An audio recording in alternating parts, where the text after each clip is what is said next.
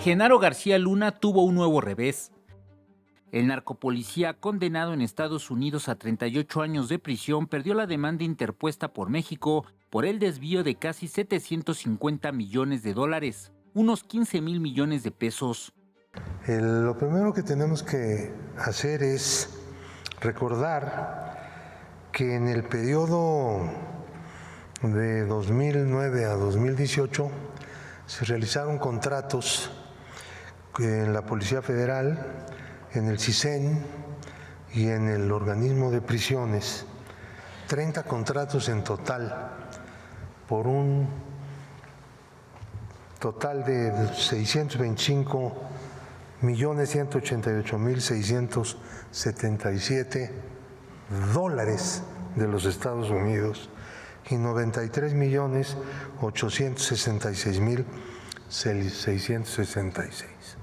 Fíjense, estos son contratos que se hicieron con empresas de García Luna a través de intermediarios o de empresas en donde el propio García Luna era parte y su esposa, en donde compraban algo o el gobierno a través de distintas instituciones y había sobrecosto exagerado, que fue un modus operandi durante muchos años de la forma de utilizar recursos públicos para volverlos privados, o sea, corrupción.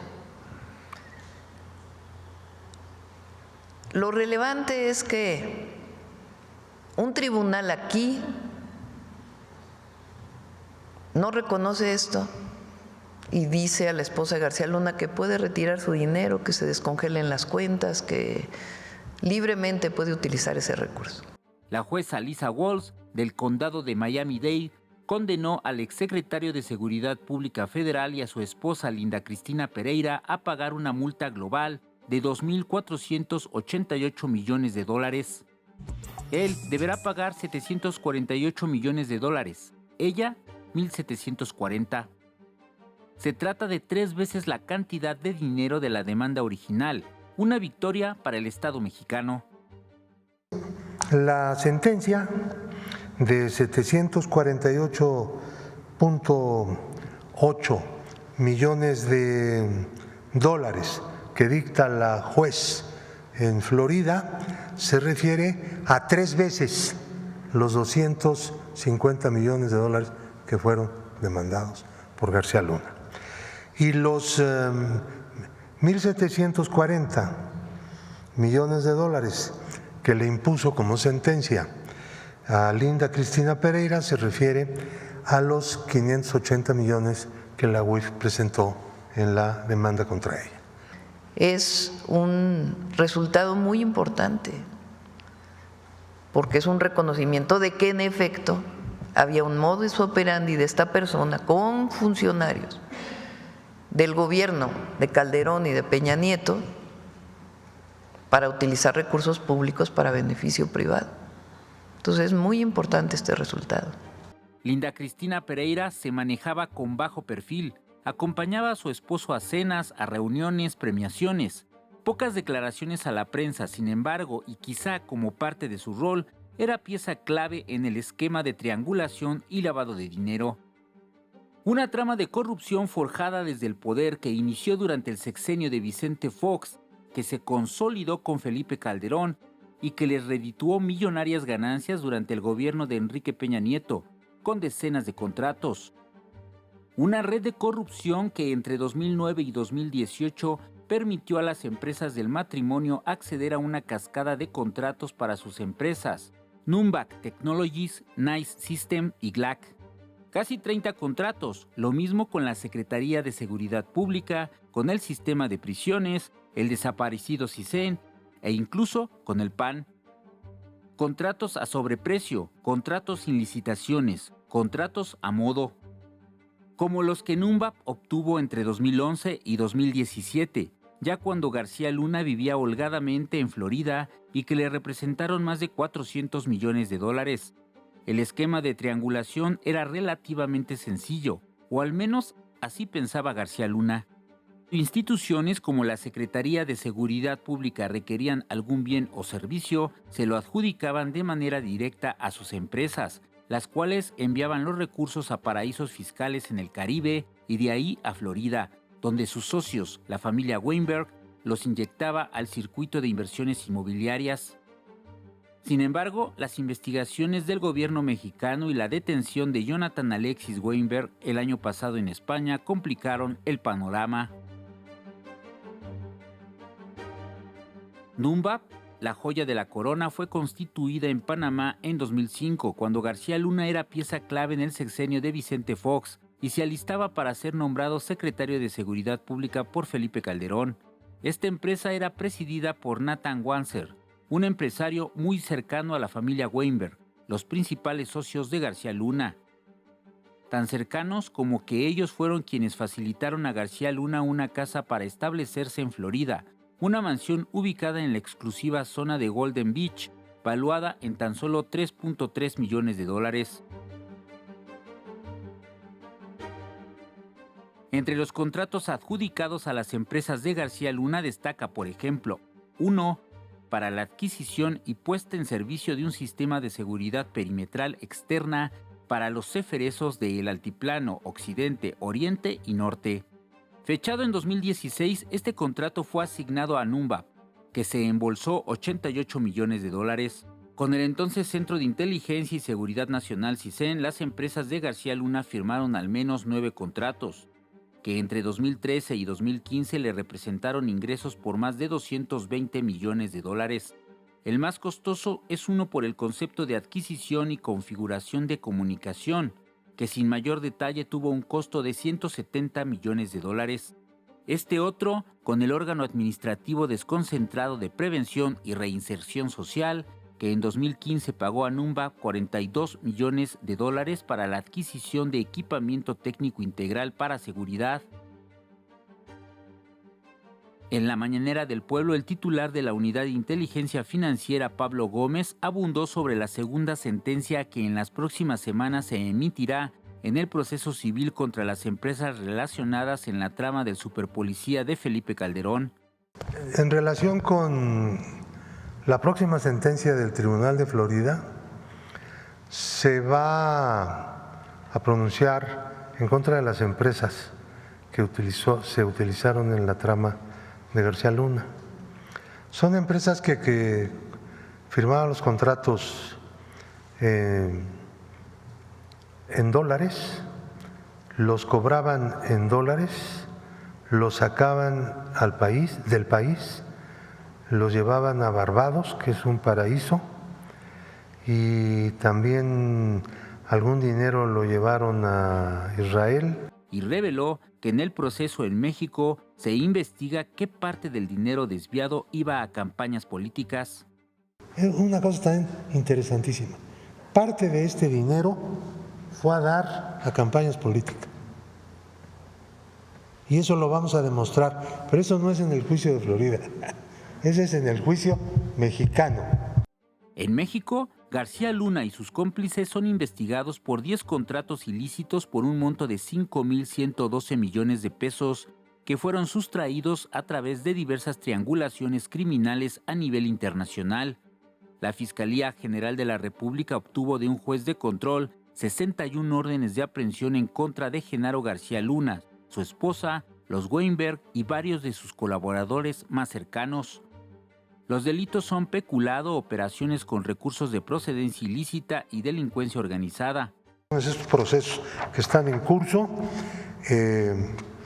van a contarnos bien la historia y vamos a poder dar detalles de cómo se hicieron estas cosas, cómo se robaba el dinero público sin el menor temor de que alguna autoridad los fuera a reprimir o a hacer justicia. Este país necesita ser un país en donde predomine el Estado de Derecho, el Estado democrático de Derecho, lo que se nos negó a las generaciones actuales y lo que en este momento está pues, en la perspectiva de los grandes cambios que están ocurriendo. García Luna está preso en una cárcel de alta seguridad en Virginia, donde el contacto con el exterior y los suyos es, de momento, nulo. Las visitas en la prisión federal de Lee, en Virginia, Estados Unidos, están suspendidas. El secretario de Seguridad Pública del gobierno de Felipe Calderón se encuentra en un módulo conocido como El Hoyo, donde las celdas son muy pequeñas, sin ventanas y donde pasan 23 horas del día. Su defensa ha denunciado que no ha podido comunicarse con García Luna para su proceso de apelación y que su familia no lo ha podido ver. Apenas este viernes, un tribunal federal le concedió a García Luna una nueva ampliación de plazo de 60 días para presentar los documentos de su apelación contra la sentencia de 38 años de cárcel.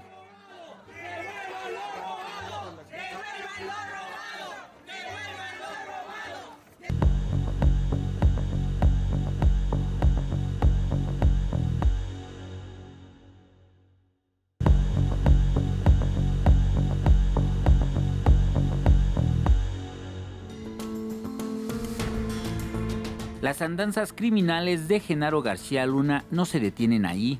En México también enfrenta procesos por el operativo Rápido y Furioso. Esta operación fue descubierta por el asesinato de Brian Terry, agente de la patrulla fronteriza de Estados Unidos.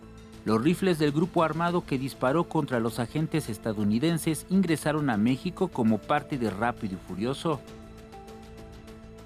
Entre 2009 y 2011 entraron a nuestro país más de 2.500 armas que fueron vendidas en armerías legales en territorio estadounidense. El objetivo de la Oficina de Alcohol, Tabaco, Armas de Fuego y Explosivos de Estados Unidos era que las armas llegaran a manos de delincuentes para ubicarlos y capturarlos. Las armas, que serían controladas por compradores conocidos por la ATF, serían rastreadas a través de un localizador GPS. Sin embargo, les perdieron el rastro. El problema era que el operativo no fue muy bien planeado, porque las baterías de esos sistemas de GPS nada más funcionaban aproximadamente 2 o 3 días. Y aparte, si ponían esas armas de fuego en cajuelas de vehículos, entonces eso bloqueaba la señal de los GPS. Permitieron, impulsaron, financiaron y ejecutaron la exportación, al menos registrada, en el Congreso de los Estados Unidos, en el Senado, de 2.800 armas de alto calibre, de alto impacto, estamos hablando de rifles AK-47, estamos hablando de granadas, estamos hablando de lanzacohetes. En Estados Unidos el operativo fue un escándalo. El presidente Barack Obama negó haber dado la autorización. Well, first of all, I did not authorize it. Eric Holder, the Attorney General, did not authorize it. He's been very clear that our policy is to catch gun runners and put them into jail. El fiscal Eric Holder tuvo que comparecer en varias ocasiones al Congreso estadounidense. Do you know how many people in Mexico have been killed as a result of the United States helping to facilitate straw purchases of automatic weapons going down to Mexico? Do you know how many? I don't know, but I would think that there have been. How many guns have been recovered in Mexico that were the result of guns involved in the Fast and Furious operation? I don't know that number. Holder calificó a Rápido y Furioso como inaceptable. I want to be very clear. Any instance of so-called gun walking is simply unacceptable. This operation was flawed in its concept and flawed in its execution. And unfortunately, we will feel the effects for years to come as guns that were lost during this operation continue to show up at crime scenes both here and in Mexico. This should never have happened, and it must never happen again. Ningún estadounidense fue sancionado por el operativo Rápido y Furioso. En México, las consecuencias del operativo dejó una gran huella de sangre. Para ejemplo, 3 casos.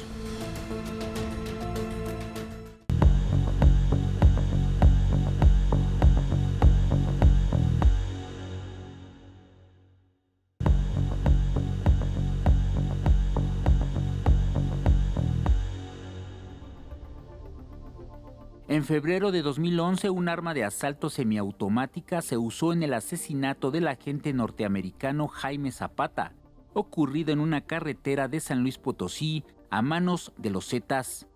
Otro caso fue el rifle AK-47 que se recuperó en la escena del crimen del asesinato de María Susana Flores Gámez, reina de belleza de Sinaloa, en 2012. Un fusil Barrett calibre 50 se recuperó de la casa de seguridad donde se escondía Joaquín El Chapo Guzmán, previo a su captura en Los Mochis, Sinaloa, en enero de 2016. Allá decidían, a ver, vamos a poner en práctica el plan, y lo bautizaban Rápido y Furioso, y vamos a meter armas a México. Metieron todas esas armas, ocasionaron crímenes, provocaron crímenes con esas armas. Fue una violación flagrante a nuestra soberanía. Y no pasó nada. Se metían hasta la cocina. Además de Rápido y Furioso, hubo más operativos implementados por el gobierno estadounidense.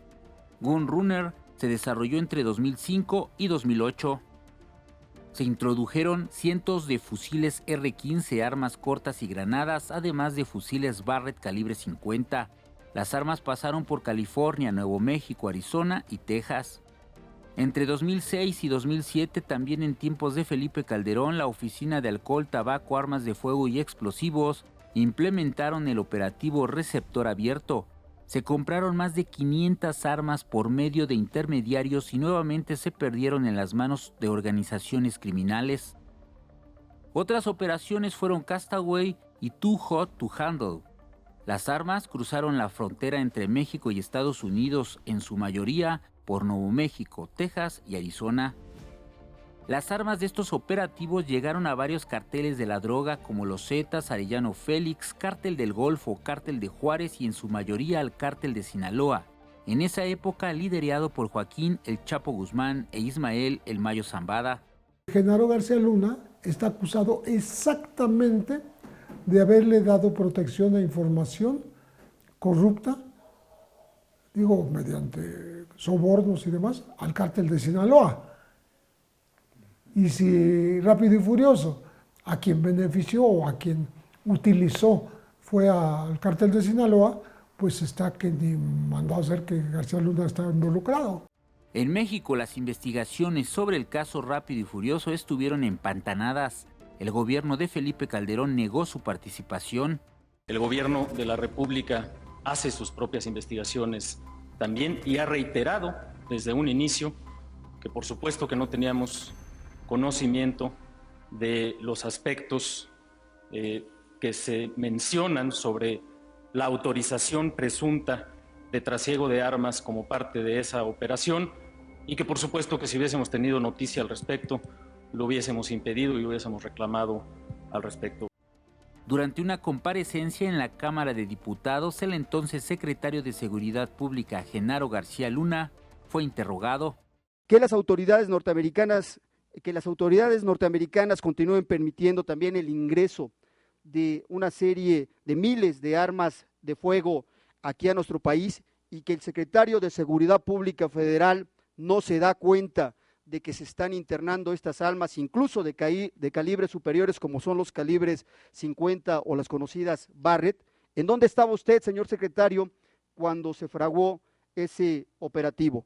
Si bien es cierto que se han asegurado una cantidad importante de armas, también lo es que el propio gobierno norteamericano, en una estrategia también que resultó fallida, introdujo una cantidad increíble de armas. Y quién sabe cuántas más ha introducido el gobierno norteamericano sin que usted se haya dado cuenta de ello.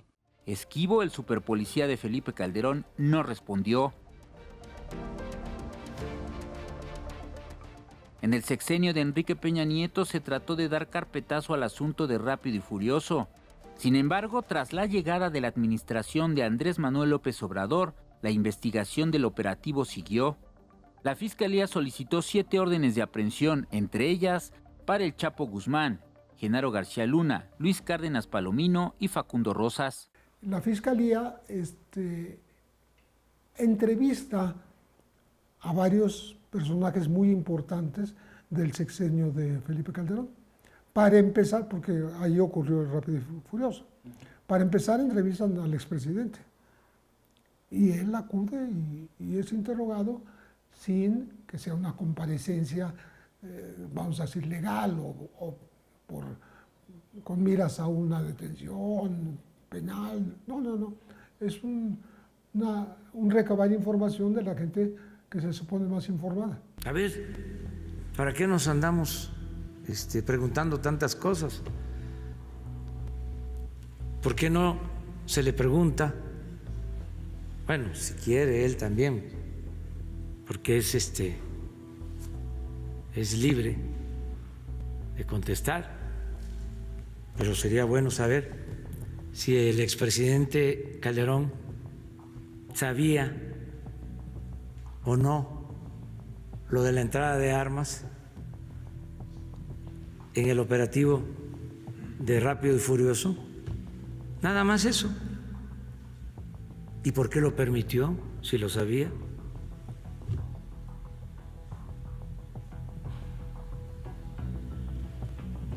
¿Para qué vamos a meternos en más cosas?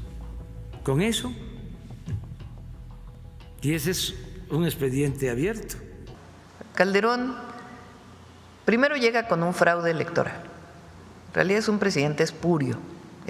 Entra al gobierno, porque hay que recordarlo, porque hay muchos jóvenes. Entra al gobierno y el mismo mes que entra prácticamente al gobierno, va a Michoacán, en donde él es originario, y decide, vestido de militar, que viene una guerra contra el narco. Y se desata una violencia tremenda en México,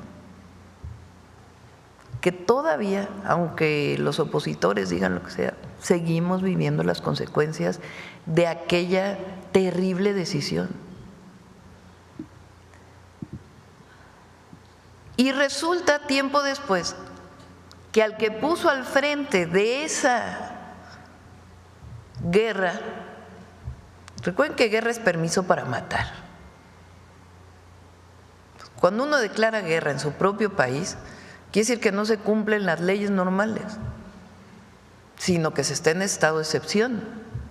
Hacían ejecuciones extrajudiciales, generando una ola de violencia tremenda. Bueno, resulta que al que puso al frente de esa operación, hoy está preso en Estados Unidos por estar vinculado con un grupo delincuencial, del cual se benefició económicamente.